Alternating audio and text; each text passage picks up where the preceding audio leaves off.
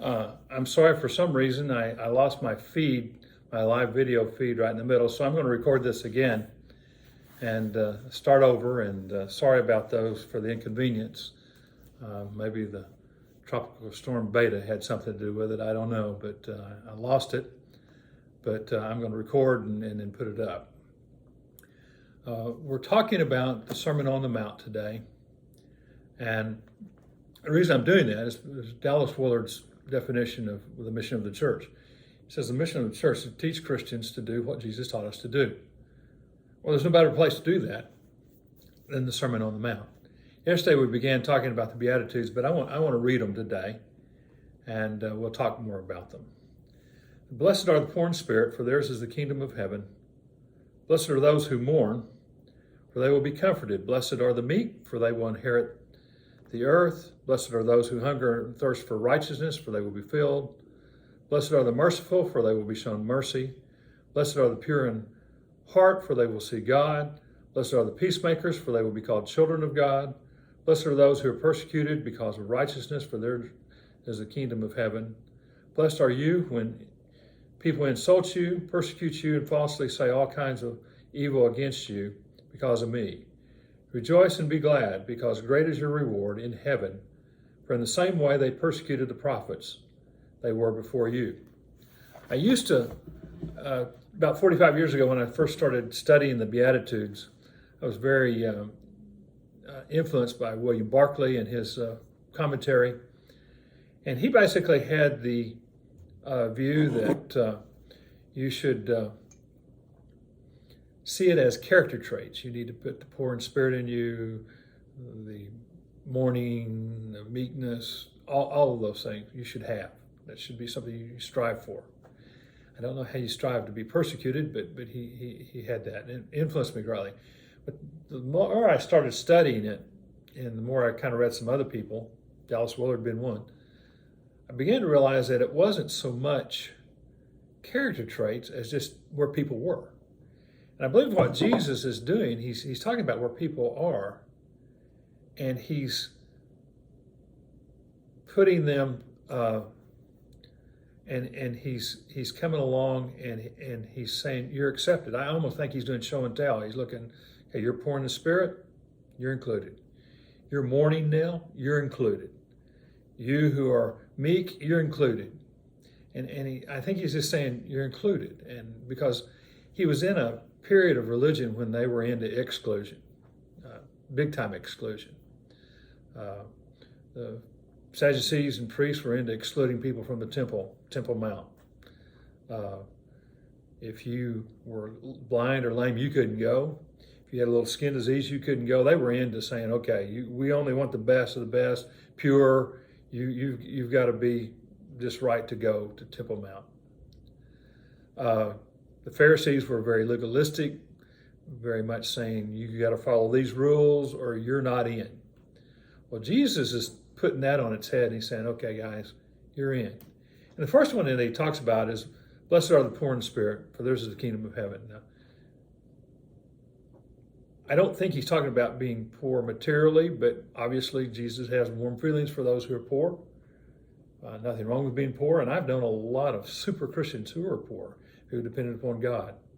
He's talking about people who are poor in the spirit. In other words, they don't know much. They don't know anything. The Pharisees will look right down upon them because you don't know the prayers, you don't know the Torah, you don't know this, you don't know the interpretation, you don't know what Rabbi said. You know, they would have very much excluded that. But Jesus says, you're poor in the spirit, you're included. And it may be, they think that people came as far away as Syria to hear that were on the Sermon on the Mount, so they certainly wouldn't know the Jewish prayers. But there were some people in that audience who couldn't read or write. They didn't know the prayers, they didn't know the Torah, they didn't know things. Jesus says, you're in. You're in. I heard a great story about a rabbi that lived several hundred years ago. Maybe a biographical story, but it's a good story, so I want to tell the story. And we would talk about being poor in the spirit. But apparently there was a famous rabbi who had a lot of disciples. And on Yom Kippur, they went to the synagogue, and they were praying outside the synagogue, and there was hills up. And they started praying when the sun came up. And on Yom Kippur, which Israel will be celebrating that. The Jews will be celebrating that next week, actually. But they fast during the day, and they confess their sins throughout the day. And the idea is it's a day of atonement. It's a day when God hears their prayers and he forgives their sins and all.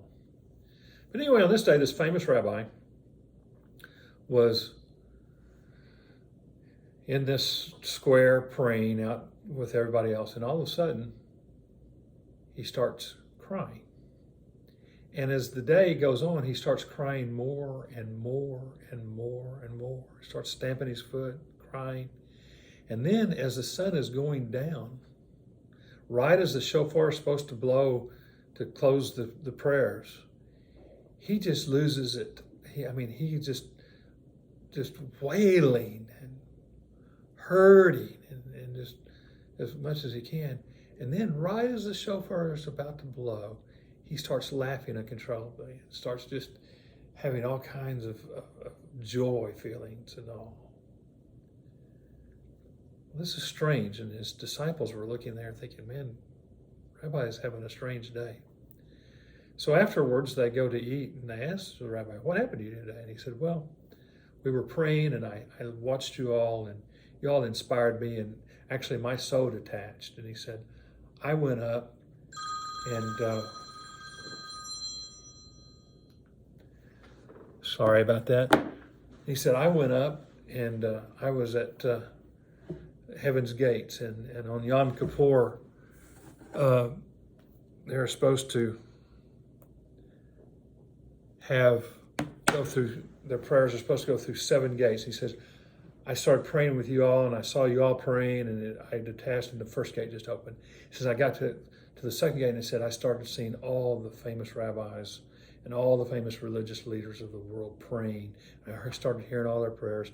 The second gate of heaven opened, the third gate of heaven opened, the fourth gate of heaven opened, fifth gate, they're just opening.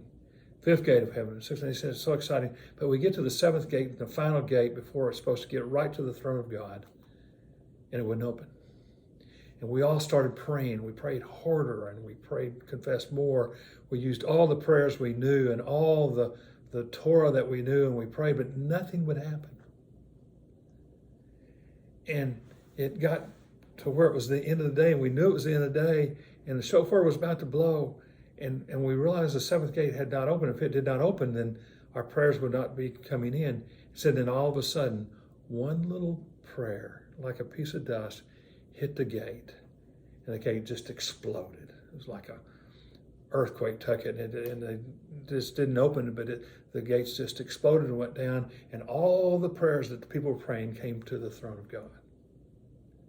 They said, well, Rabbi, what famous rabbi prayed this prayer? He says, I don't know, but I did get a name and a place. They said, well, we must go visit this man. And so all night long, the rabbi and his disciples in several wagons went, and they got to the place, into the man's house, right as the sun was coming up. Well, it was just a commoner, it was not a rabbi or anything, and it's a guy who had who drove a wagon for a living. And as he was starting his day, he saw all these wagons pull up, and the rabbi came up with just a glow on his face saying, Rabbi, tell us about your prayer yesterday. And he goes, you've got me wrong. I am not a rabbi. And he says, well, you must be a very learned man, because your prayer yesterday, he says, you don't understand. I don't know prayers. You have the wrong man. He says, I know I have the right man. Tell me what happened to you yesterday. And the man said, well, I'm very old, and I feel like this was going to be my last Yom Kippur. He said, and I really wanted to express thanks to God. And so he said, I tried to pray all day long, and I wanted to pray special since it was Yom Kippur, but I didn't know any prayers. He said, I never could read. He said, my father tried to teach me to read, and I couldn't read. He got tutors for me to read, and I couldn't read. He said, but they did teach me the Hebrew alphabet. Aleph, Bet, Gimel, Dalet, so forth. That's the Hebrew alphabet. And he says, that's all I could ever learn, because the words would just jumble in my mind. Probably today he'd be dyslexic or whatever, but he never could learn to read. But he said, I'm there all day long and I'm wanting to pray. He said, but I couldn't pray. And so he said, finally, I see the sun's going down and I'm desperate. So I looked at God and I said, God, I'm going to tell you what I know. I know the Hebrew alphabet and I know you know the words. So I'm going to pray the alphabet and you put the words together and you make that prayer. And so he starts praying the Hebrew alphabet. Aleph, Beit, Gimel, Dalet, and he starts praying it over. Aleph, Beit, Gimel, Dalet. He prays the Hebrew alphabet. And that was the prayer that broke open the gates of God. From an unlearned man who didn't know the prayers, didn't know the Torah. It reminds me of Jesus saying, blessed are the poor in spirit, for theirs is the kingdom of heaven.